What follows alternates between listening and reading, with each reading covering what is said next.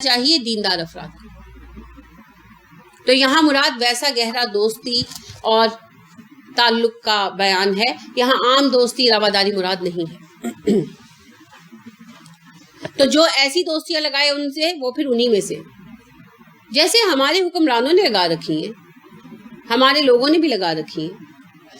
تو پھر اگر ان پہ اتنا بھروسہ ہے کہ مال بھی اپنا ان کے پاس جمع کراتے ہو تو پھر انہی کے پاس ہو نا, پھر انہی کے پاس رہو, انہی کے پاس جاؤ. ان اللہ, بے شک اللہ, لا یہدی, ہدایت نہیں دیتا, القوم الظالمین, ظالموں کو. بے شک اللہ ظالم لوگوں کو ہدایت نہیں دیتا. ظالم کون ہے یہاں پر؟ وہ مسلمان جو مسلمانوں کو چھوڑ کر اپنا ولی اور سرپرست غیر مسلموں کو بناتے ہیں, ان کے ساتھ اپنے سارے رابطے رکھتے ہیں. آپ یہی دیکھ لیں کہ جتنی ہماری یہاں سے رقم جاتی ہے وہ ساری سوئس بینکوں میں جاتی ہے. کسی اسلامی ملک میں کبھی کسی نے نہیں رکھوائی. تو ترقی کون کر رہے ہیں؟ وہی کر رہے ہیں. بالکل ساری وہی کر رہے ہیں ترقی. اور پیسہ کس کا ہے؟ ہمارا, سب مسلمان ملکوں کا. تو پھر اللہ کرتے ہیں کہ تم لوگ یہ ظلم کرتے ہو کہ مسلمانوں کے حقوق غیر مسلموں کو. میں ایک موٹی سی مثال دے رہی ہوں, باتیں تو بے شمار ہیں. آپ دیکھیں کہ ایک بندہ جو ہے پاکستان میں رہ کر پڑھتا ہے, ڈاکٹر بنتا ہے, انجینئر بنتا ہے, جاب کرنے کے لیے چلا جاتا ہے کسی بھی مغربی ملک میں, ساری زندگی وہاں جاب کرتا رہتا ہے, وہاں اپنی خدمات دیتا ہے, بڈھا ہو جاتا ہے, ریٹائرڈ ہو جاتا ہے, تو پاکستان آ جاتا ہے مرنے کے لیے. غداری نہیں ہے اپنے لوگوں کے ساتھ؟ کتنی کمی ہے ہمارے پاس ڈاکٹرز کی, انجینئرس کی, اچھے ٹیچرز کی, کتنی کمی ہے. ٹھیک ہے کچھ مسائل ہیں, وہاں تھوڑے پیسے زیادہ مل جاتے ہیں, لیکن پیسہ ہی تو سب کچھ نہیں ہوتا. کوئی قومی فریضہ بھی تو ہوتا ہے کہ نہیں ہوتا. اچھے وقت میں ساتھ اور برے وقت میں چھوڑ کر بھاگ گئے, یہ تو چوہوں کا طریقہ. وہ کہتے ہیں جہاز ڈوبتا تو سب سے پہلے چوہے بھاگتے. یہی باتیں, یہ ظلم ہے, یہ حق تلفی ہے. اسی لیے اللہ رب کریم فرما دے کہ ظالموں کو پھر اللہ ہدایت نہیں دیتا. کہ ایسے لوگ جو مسلمانوں کو چھوڑ کر غیر مسلموں کو اپنا کرتا دھرتا بنا لیں اور انہیں اپنا سب کچھ مان لیں, تو پھر اللہ انہیں راہ راستہ ہی دکھائے گا. فاترا, تم دیکھو گے, الذین, ان لوگوں کو, فی قلوبہم, جن کے دلوں میں مرض, مرض ہے. فی قلوبہم مرض, یاد آیا جی, اسی سے کنیکٹ کیجئے. کیا ہے دلوں میں مرض؟ منافقت. یساریون, وہ دوڑ دھوپ کرتے ہیں, بھاگتے ہیں, فیہم, ان میں, یقولون, کہتے ہیں, نخشا, ہم ڈرتے ہیں, آن کے, تصیبنا, پہنچے گی ہم کو, دائرۃ, مصیبت, گردش. گردش کس کو کہتے ہیں؟ گردش زمانہ کی ٹرم سنی ہے اردو میں آپ نے اصطلاح؟ کیا ہوتا ہے؟ وقت کے ساتھ آنے والی مصیبت. تو جیسے اردو میں گردش مصیبت کے لیے استعمال ہوتا ہے کہ وہ گردش کی زد میں ہے, اسی طرح عربی میں دائرہ کا لفظ استعمال ہوتا ہے. آپ دیکھیں گے ان لوگوں کو جن کے دلوں میں نفاق کی بیماری ہے, وہ دوڑ دھوپ کرتے ہیں کافروں کے مابین, اور جب پوچھا جائے تو جواب میں کہتے ہیں ہم اس بات سے ڈرتے ہیں کہ کہیں ہم پر کوئی برا وقت نہ آن پڑے. یعنی جو منافق ہیں مسلمانوں میں سے, وہ کافروں کے ساتھ بہت رابطے رکھتے ہیں, ان کو راضی رکھنے کی بڑی کوششیں کرتے ہیں, ان کے ساتھ بڑے دوستانے یارانے لگا رکھے. اور اگر کوئی مسلمان دوست پاس بیٹھ کر سمجھائے کہ تم انہیں میں گھسے رہتے ہو, تمہیں ہو کیا گیا, تو کہتے ہیں ہم تو اس لیے ان سے تعلق رکھتے ہیں کہ کوئی برا وقت آئے تو ہمارا خیال رکھے. کیونکہ یہ عین وہ دور تھا کہ مسلمان ایک طرف ایک طاقت بن چکے تھے, مگر ابھی کفر کا زور ٹوٹا نہیں تھا. ابھی یہود بھی بحیثیت قوت ختم نہیں ہوئے تھے, اور معیشت انہی کے ہاتھ میں تھی. تو مسلمانوں میں جو منافقین تھے وہ یہود کے ساتھ بہت یارانے رکھتے تھے, اور انہیں اپنا دوست ہونے کا یقین دلائے رکھتے تھے. تو جب انصار ان سے سمجھاتے تو وہ آگے سے کہتے ہیں ہم تو صرف اس لیے ان سے دوستی رکھتے ہیں کہ اگر کوئی برا وقت آ جائے ہم ہار ہور جائیں, تو ایسی صورت میں یہ ہمارے ساتھ زیادتی نہ کریں. اللہ فرما رہے ہیں فعسا, تو امید ہے, اللہ ان یاتیا, لے آئے, بالفتح, فتح, او امرن, یا فیصلہ, من عنده, اپنی طرف سے, فیصبحوا, تو وہ ہو جائیں گے, الا, اوپر, ما اسروا, جو انہوں نے چھپا رکھا ہے, فی انفسہم, اپنے دلوں میں, نادمین, نادم. یقیناً ایسا ہوگا کہ جب اللہ تم لوگوں کو فتح دے گا یا اپنی طرف سے کوئی فیصلہ لے آئے گا تمہارے پاس, اور تو یہ اپنے دلوں میں چھپائی ہوئی باتوں پر نادم ہو جائیں گے. کہ یہ جو سوچتے تھے نا کہ مسلمان ہار جائیں گے, مٹ جائیں گے, تب ہمارا کیا بنے گا, اس پر یہ نادم ہو جائیں گے. کب؟ جب اللہ تمہیں کامیابی دے گا یا کچھ اور فیصلہ کر دے گا. ایک ہوتا ہے فتح بالکل کلیئر, جیسے جب مکہ فتح ہوا تو بات واضح ہو گئی. ایک ہے چھوٹی کامیابی ہے. جیسے یہود کو خیبر سے مار بگایا تو یہود بحیثیت قوت کے ختم ہو گئے. تو اللہ یہی فرما دیں کہ چاہے تم فائنل فتح دے دے اور چاہے تم لوگوں کو کوئی وقتی کامیابی دے دے, جب یہ تمہیں کامیاب پائیں گے تو کیا کریں گے؟ نادم ہوں گے اپنے دلوں کے حال پر. تب انہیں پتا چلے گا کہ یہ غلط سوچ رہے تھے مسلمانوں کے بارے میں. وَيَقُولُ اور کہتے ہیں الَّذِينَ آمَنُوا وہ لوگ جو ایمان لائے, أَهَؤُلَاءِ کیا ہیں یہ, الَّذِينَ وہ لوگ, اقسموا جنہوں نے قسمیں کھائیں, باللہ اللہ کی, جہدہ پکی, ایمانہم قسمیں, اور ایمان والے کہتے ہیں کیا یہ وہی لوگ ہیں جنہوں نے اللہ کے نام کی پختہ قسمیں اٹھائی تھیں. یعنی ان لوگوں کی یہ منافقت اتنی واضح ہے کہ ایمان والے حیران ہوتے ہیں, کہتے ہیں یہ وہ لوگ ہیں کہ اللہ کے نام کی قسمیں کھاتے پھرتے تھے اور آج یہ یہود پہ غیر مسلموں پہ صدقے واری جا رہے. ہمارے حکمرانوں کا یہی حال نہیں, صرف پاکستان کی بات نہیں ہے, ساری مسلم ورلڈ میں مسلمان حکمرانوں کا یہی حال ہے, اکثریت کا. ان کے اوپر بچھے جا رہے, صدقے ہوئے جا رہے. اور حالانکہ جب حلف اٹھاتے ہیں, اوتھ لیتے ہیں, تو کیا حلف لیتے ہیں؟ ہم اپنی ملک کے وفادار رہیں. تو یہ پھر منافقت کا مرض ہے جو دلوں کو لگ گیا. انہم بے شک وہ لمعکم انہی تمہارے ساتھ ہیں, البتہ وہ تمہارے ساتھ ہیں. لا لام تاکید ہے, معکم تمہارے ساتھ ہے. بے شک وہ تمہارے ساتھ ہیں. کیا مطلب ہے؟ کہ اللہ کے نام کی قسمیں کھا کھا کر کہتے تھے کہ تمہارے ساتھ. اب اللہ فرما دے کہ جس وقت فتح ہوگی, کامیابی ہوگی, یہ نادم ہوں گے تو مسلمان انہیں جتا سکیں گے, کہیں گے کہ تم لوگ تو قسمیں کھا کھا کر ان کے ساتھ ہونے کے دعوے کرتے تھے نا, کہاں کیا تمہارا وہ ساتھ؟ کہ انہیں منافق ہے نا, نہ ان کے ساتھ ہیں اور نہ مسلمانوں کے ساتھ, وہ صرف اپنے ساتھ ہیں, لہٰذا چڑھتے سورج کے پجاری. حبیطت ضائع ہو گئے, اعمالہم ان کے اعمال, فاصبحوا اور وہ ہو گئے, خاسرین خسارہ پانے والے. ان کے سب اعمال ضائع ہو گئے, یہ خسارہ پانے والوں میں شامل ہو گئے. کن کے؟ منافقین کے. کیونکہ اعمال تو کیے, نمازیں بھی پڑھی, صدقے بھی کیے, زکاتیں بھی دیں, سب ضائع ہو گئے اور یہ خسارہ پائیں گے. یا ایھا الذین آمنوا اے ایمان والو, من جو کوئی یرتدا پھر جائے, منکم تم میں سے, عن دینہ اپنے دین سے, فسوف تو ان قریب, یات اللہ لے آئے گا اللہ, بقوم ایک گروہ, ایک قوم, یحبہم وہ محبت کرے گا ان سے, ویحبونہ اور وہ محبت کریں گے اس سے. اے ایمان والو اگر تم میں سے کوئی اپنے دین سے پھرتا ہے تو پھر جائے, ان قریب اللہ تمہاری بجائے ایک دوسری قوم لے آئے گا. اللہ اس قوم کے لوگوں سے محبت کرے گا اور اس قوم کے لوگ اللہ سے محبت کریں گے. یعنی اللہ کا دین تمہارا محتاج نہیں, تم چنے گئے ہو تو یہ اعزاز ہے تمہارے لیے. اگر تم ہمت ہار جاؤ گے تو اللہ نئے لوگ کھڑے کر دے گا. کھڑے کیے اللہ نے. جب عربوں کی ہمت کم ہو گئی تو خلافت مختلف قوموں کے درمیان رہی.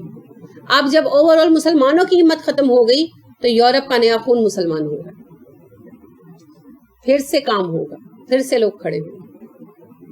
ہر عہد میں جب ایک گروہ ہمت ہار جاتا ہے تو نیا خون آتا ہے اور وہ نیا خون ملے گا, کام پھر ہوگا, کیونکہ اللہ کا کام رک نہیں سکتا. یہاں بنیادی میسج صرف یہ ہے کہ دین تمہارا محتاج نہیں ہے, تم اپنی سرفرازی کے لیے دین کے محتاج ہو. اگر تم کام نہیں کرو گے, کام تو ہونا ہے, کسی اور کو رکھ لیا جائے گا, کوئی اور ملازمت پہ کھڑا کر دیا جائے گا, کوئی اور نائب بنا دیا جائے گا. اذلتن زیادہ متواضع, زیادہ نرم ہوں گے, علی المؤمنین مومنوں پر. یہ لوگ مومنوں پر بہت نرم ہوں گے. کیا مطلب ہے مومنوں پر نرم ہونے سے؟ اپنی قوت کو مومنوں کے خلاف استعمال نہیں کریں گے. جیسے عمر تھے, ابو بکر تھے, علی تھے, عثمان تھے رضی اللہ عنہ, سارے صحابہ تھے. مومنوں پر نرم ہوں گے, اپنی قوت کا, اپنے اختیار کا استعمال مومنوں کے خلاف نہیں کریں گے, محبت کریں گے, مومنوں سے درگزر کے ساتھ کام لیں گے. عزتاً علی الکافرین اور کافروں کے مقابلے میں بڑے مضبوط ہوں گے. اس سے مراد یہ نہیں کہ کافروں کو گزرتے گزرتے تھپڑ مار کے گزریں گے, مضبوط ہوں گے. کافروں کی چالوں سے, ان کے حربوں سے, ان کے طریقوں سے اپنی جگہ نہیں چھوڑیں گے. اٹل ہوں گے اپنے طریقوں پر, اپنے دین پر, اپنے کام پر, ہمت نہیں ہاریں گے. دین کا کام کرنے میں اپنی جگہ پر مضبوط کھڑے رہیں گے. کسی حالت میں اپنی جگہ نہیں چھوڑیں گے.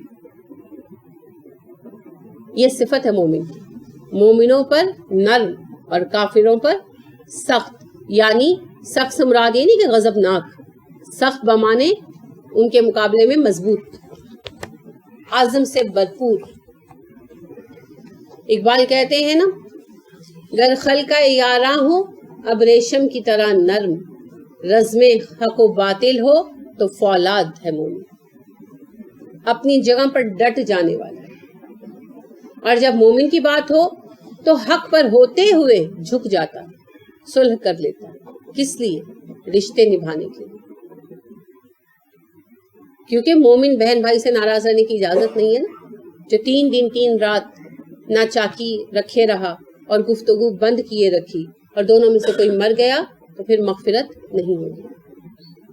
اور مزید یہ بھی آپ صلی اللہ علیہ وسلم نے فرمایا کہ ہر جمعہ رات کو نامہ اعمال اللہ کے حضور پیش ہوتا ہے. اللہ سب کے حق میں فیصلہ صادر کر دیتے ہیں، لیکن جو 2 مومن آپس میں لڑے ہوں ان کا فیصلہ پینڈنگ کر دیا جاتا ہے. انہیں چھوڑ دو، جب تک یہ اپنا معاملہ کلیئر نہیں کر دیتے ان کا فیصلہ نہیں ہوتا. تو اسی لیے مومن کے معاملے میں کیا رویہ ہوتا ہے ایمان والوں کا؟ جھکے ہوئے، حق پر ہو کر بھی صلح کر لینے والے، غلطیوں کو معاف کر دینے والے، سراپا کرم، نوازنے والے، مہربان، عفو کرنے والے.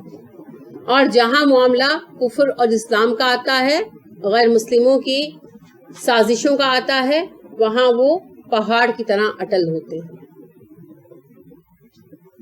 جو رکے تو کوہ گراں تھے ہم، جو چلے تو جان سے گزر گئے، رہے یار ہم نے قدم قدم تجھے یادگار بنا دیا. مومن ایسے ہی ہوتے. اسی لیے جب آپ مومنوں کے قصے پڑھتے ہیں نا تو کہانیاں لگتی ہیں، لیجنڈ لگتے ہیں. حالانکہ مومن ایسے ہی ہوتے ہیں. ٹھیک ہے، تو یہ صفتیں پیدا نہیں کریں گے تو اللہ کہتے ہیں میں دوسرے لے آؤں گا جن میں یہ صفتیں ہوں گی. یا تو صفتیں پیدا کر لو یا پھر موصولی کے لیے تیار ہو جاؤ. یجاہدون، وہ جہاد کریں گے، فی سبیل اللہ، اللہ کی راہ میں. یہاں بھی یجاہدون سے مراد مجاہد ہے، مجاہدہ ہے. یعنی کہ جو میں نے کل آپ سے عرض کیا تھا نا کہ مجاہدہ میں مقابلے کا فہم پایا جاتا ہے، معنی پایا جاتا ہے. صرف جد و جہد مجاہدے کو بیان نہیں کر سکتی. ریاضت، مجاہدہ، اللہ کی راہ میں کام کرتے ہوئے ہر رکاوٹ سے ٹکرانا، یہ ہے مجاہدہ. تو یہ اللہ کی راہ میں مجاہدہ کریں گے. وَلَا يَخَافُونَ لَوْمَةَ لَائِمٍ، اور نہیں ڈریں گے کسی ملامت کرنے والے کی ملامت سے. مجاہدہ کرتے ہوئے کسی کی بات نہیں سنیں گے.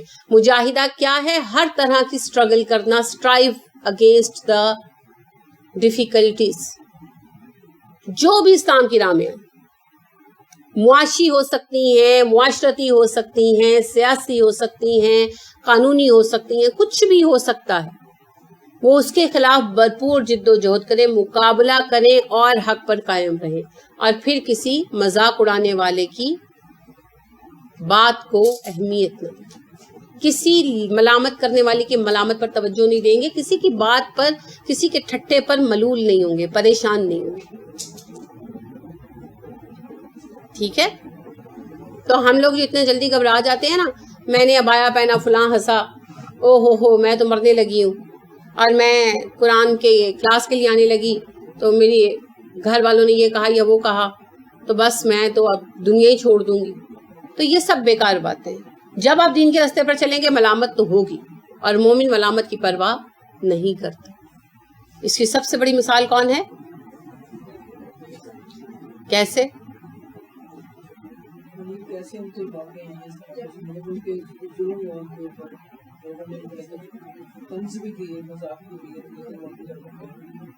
جی کچھ اور؟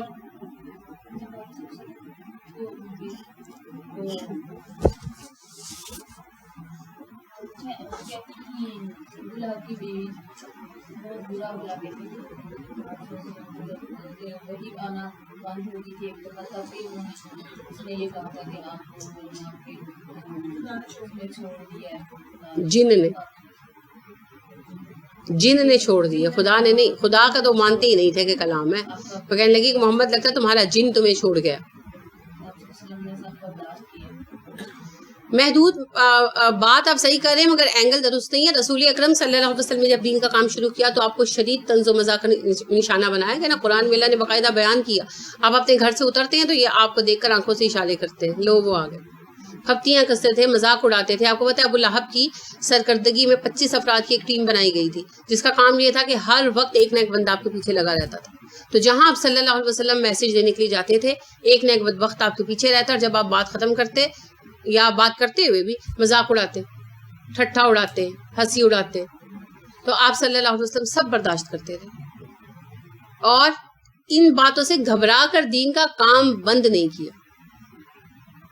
ٹھیک ہے، تو کسی ملامت سے پریشان نہیں ہوتا مومن، کیونکہ وہ جانتا ہے، اس کو یقین ہوتا ہے میں صحیح. ذالک فضل اللہ، یہ اللہ کا فضل ہے، یؤتیہ من یشاء، جسے چاہتا ہے عطا کرتا ہے. کیا ہے اللہ کا فضل؟ خدمت لینا. بہت ساری چیزیں فضل ہیں، مال بھی فضل ہے، صحت بھی فضل ہے، علم بھی فضل ہے، مگر سب سے بڑا اور حقیقی فضل کیا ہے؟ دین کی خدمت لینا. پیغمبروں کے بعد یہ فضل جو ہے صرف مومنین کے ہاتھ میں آیا نا، مومنین کو ملا.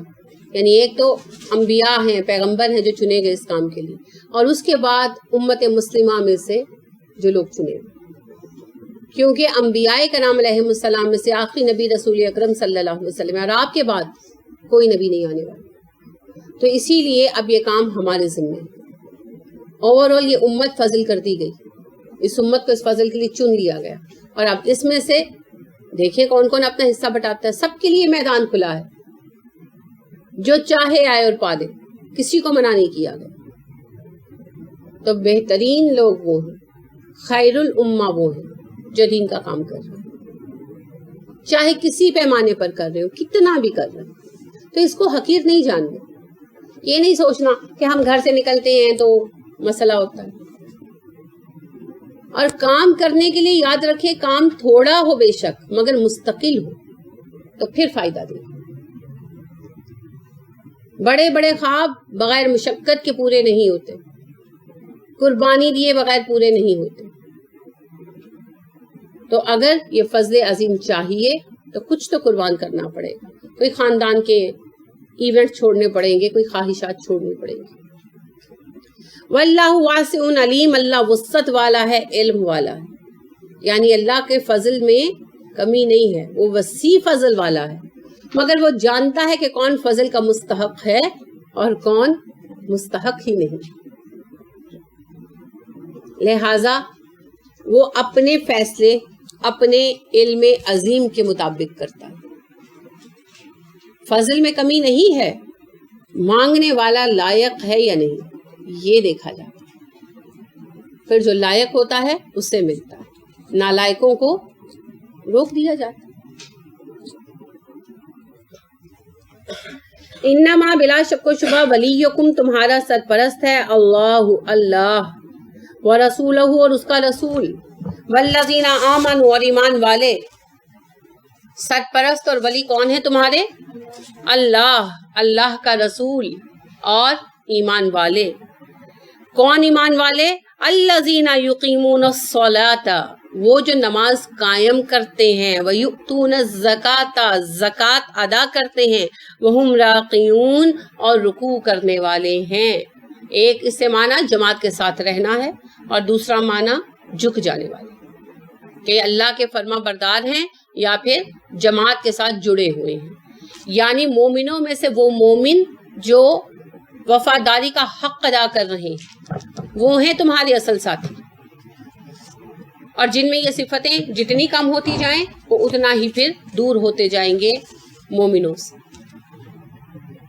اس کا مطلب یہ نہیں کہ ہم ان سے رابطہ ختم کر دیں یا ہم کسی کو منافق سمجھ کر اسے چھوڑ دیں. اس کا مطلب یہ ہے کہ پھر ایسے لوگوں پر اعتماد کم کرو، ان سے راز شیئر نہ کرو.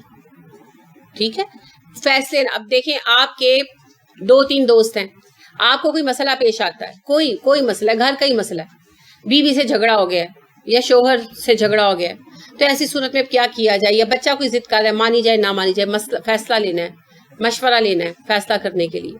تو ایک دوست ہے جو دنیا میں ڈوبا ہوا سر تپا اور لہو لعب میں پڑا ہوا ہے, یعنی کہ جوا کھیلتا ہے یا شراب پیتا ہے. ایک دوست ہے شریف آدمی ہے, برائی کوئی نہیں ہے مگر دین پر عمل بھی کوئی نہیں. اور ایک دوست دیندار ہے, سمجھدار بھی ہے, دیندار بھی ہے, متقی ہے. تو پھر آپ کو فیصلہ لینے کے لیے کس کے پاس جانا چاہیے؟ متقی کے پاس. بہتر بندہ وہ ہے جو تقوی میں بہتر ہے اور جو قرآن کے علم میں بہتر ہے. تو ان سے پھر مشورہ لیں, ٹھیک ہے, ان کو اپنا ولی بنائیں. ولی کون ہوتا ہے؟ سرپرست, جو آپ کا رازدار ہو, جس سے آپ مشورہ مانگتے ہو, جس سے آپ ڈسکس کرتے ہو, جس سے آپ بات کرتے ہو. تو ان کا انتخاب پھر آپ دین کی بنیاد پر کریں. باقی تعلقات سب کے ساتھ اچھے رکھنے, سب کے کام آنا ہے, سب کے ساتھ ملنا ہے, محبت رکھنی ہے, لیکن خیر خواہی بھی کرنی ہے. اپنے معاملات میں انوالو اس کو کریں جو متقی ہو, جو دیندار ہو, علم والا, ٹھیک ہے. اور تقوی علم کے بغیر نہیں آتا, یہ بھی یاد رکھیے. قرآن کا علم, اسی لیے رسول اکرم صلی اللہ علیہ وسلم نے اصول رکھا کہ امامت وہ کرائے گا جسے قرآن زیادہ آتا ہو. اسی طرح امیر وہ بنایا جائے گا. پوچھا گیا کہ جب ہم امیر بنائیں تو کس کو بنائیں, تو آپ نے فرمایا جو سب سے زیادہ قرآن جانتا ہو.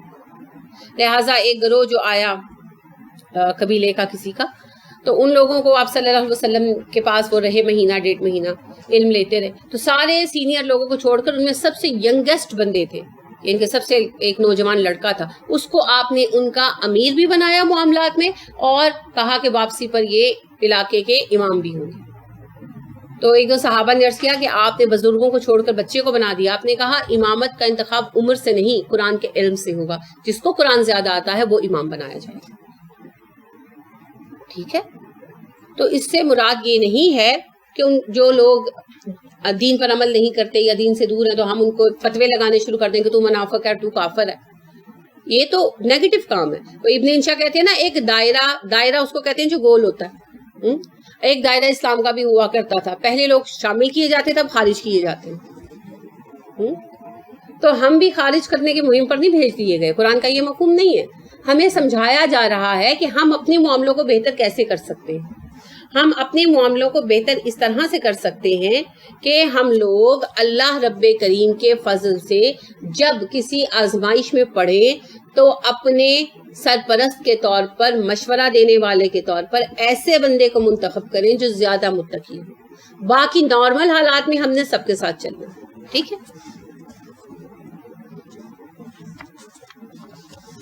ومن, اور جو کوئی یتولا دوستی کرے گا اللہ سے, و رسولہ رسول سے, اس کے والذین آمنوا ایمان والوں سے.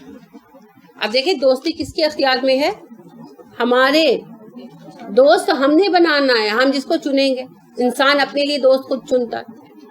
یا تم غیر مسلموں کو سرپرست بنا لو, تمہاری مرضی, اور یا پھر تم سرپرست بنا لو اللہ کو, اللہ کے رسول کو اور ایمان والوں کو. اب کیسے پتا چلے گا سرپرستی کا؟ رہن سہن سے. جب زندگی کا فیصلہ کرنے کی باری آتی ہے تو پلٹ کر دیکھتے ہو جس کی طرف, وہی ہے سرپرست. کپڑے بنانے ہیں, عید آ رہی ہے تو آپ دیکھتے ہیں اگر اٹھا کر فیشن میگزین, اور انہی کے جیسے آپ کپڑے بنواتے ہیں, ڈیزائن کرواتے ہیں, انہی جیسے بال کٹواتے ہیں, انہی جیسے فیشن کرتے ہیں, تو پھر آپ کے سرپرست بھی ہوں. یہ بات نہیں کہ آپ کلر نہیں لے سکتے یا آپ کوئی جو ہے وہ پھول کام جو ہوا تھا اس کا ڈیزائن نہیں لے سکتے. کیا آپ اس کو بناتے وقت سطر کا خیال رکھتے ہیں؟ آپ یہ دیکھتے ہیں یہ ساتر بھی ہے کہ نہیں, یہ اسلام کے تقاضوں کو پورا بھی کرتا ہے کہ نہیں. گھر سے باہر نکلتے وقت ایسا حلیہ بناتے ہیں, کن جیسی زندگی کی آرزو کرتے ہیں, کن کے ساتھ رہنا چاہتے ہیں, انہی کے ساتھ محبت ہے, وہی آپ کے ولی ہے, وہی سرپرست. تو جن کا خیال آتا ہے, جن کی یاد آتی ہے, وہی اپنے ہوتے ہیں. خوشی میں اور مصیبت میں کون یاد آتا ہے؟ اپنے یاد آتے ہیں. تو آپ کو بھی مصیبت میں کون یاد آئے گا؟ جس کے ساتھ آپ کا دلی تعلق ہے. خوشی میں کون یاد آئے گا؟ جس کے ساتھ آپ کا دلی تعلق. تو اگر دلی تعلق ان کے ساتھ بنا رکھا ہے تو یاد رکھیے رسول اکرم صلی اللہ علیہ وسلم کی یہ حدیث ہمارے لیے خوشخبری بھی ہے اور خوفناک اطلاع بھی, تنبیہ, وارننگ بھی. جو جس سے محبت کرتا ہے اسی کے ساتھ اٹھایا جائے. اور یہ حدیث سنانے کے بعد انس بن مالک کہا کرتے تھے مجھے یقین ہے کہ میں ابو بکر اور عمر کے ساتھ اٹھایا جاؤں گا، حالانکہ میرے عمل ان جیسے نہیں ہیں، مگر مجھے ان سے محبت ہے۔ صحابہ نے اصل میں سوال یہ کیا تھا کہ اللہ کے نبی صلی اللہ علیہ وسلم ہم آپ سے بہت پیار کرتے ہیں مگر ہمارے عمل بہت کم ہیں، تو پھر ہم جنت میں آپ کے ساتھ نہیں ہوں گے؟ تو آپ صلی اللہ علیہ وسلم نے فرمایا جو جس کے ساتھ محبت کرتا ہے وہ اسی کے ساتھ اٹھایا جائے گا۔ تو اللہ یہاں بھی یہی فرما رہے ہیں جو دوستی کرے۔ اب یہاں پر بنیادی بات کیا آئی؟ دوستی کرنا، سرپرستی حاصل کرنا میرے اپنے اختیار کی بات ہے۔